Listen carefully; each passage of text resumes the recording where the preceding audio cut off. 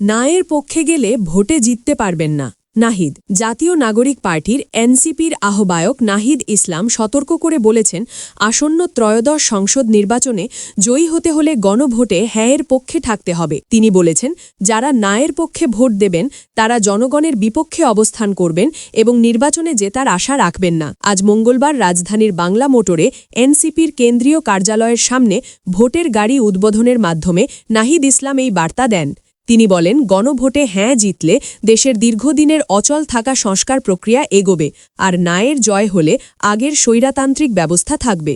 নাহিদ ইসলাম আরও বলেন, শুধু সস্তা কার্ড বা নগদ লোভ দিয়ে মানুষকে প্রলুব্ধ করা যাবে না। মানুষ আজ সচেতন, তারা জানে তাদের ভোট কেনা যায় না। তিনি সতর্ক করে উল্লেখ করেন, কিছু দল এখন ফ্যামিলি কার্ড বা কৃষক কার্ড বিতরণের প্রলোভন দেখাচ্ছে, কিন্তু খরচ কোথা থেকে আসবে তা বলেনি। এর ফলে দুর্নীতি ও স্বজনপ্রীতি বাড়বে, সাধারণ মানুষ উপকৃত হবে না। নাহিদ ইসলাম জনগণকে আহ্বান জানান, দল মত নির্বিশেষে প্রত্যেকের দায়িত্ব গণভোটে হ্যাঁয়ের পক্ষে ভোট দেওয়া। এটি শুধু নির্বাচনের জন্য নয়, দেশের ভবিষ্যতের জন্য জরুরি। এনসিপির নির্বাচনী পরিচালনা কমিটির চেয়ারম্যান আসিফ মাহমুদ সজীব ভুইয়া জানান, ভোটের গাড়ির মূল উদ্দেশ্য গণভোট সম্পর্কে সচেতনতা তৈরি করা এবং দেশের সর্বস্তরের মানুষকে হ্যাঁয়ের পক্ষে এগিয়ে আসতে উদ্বুদ্ধ করা।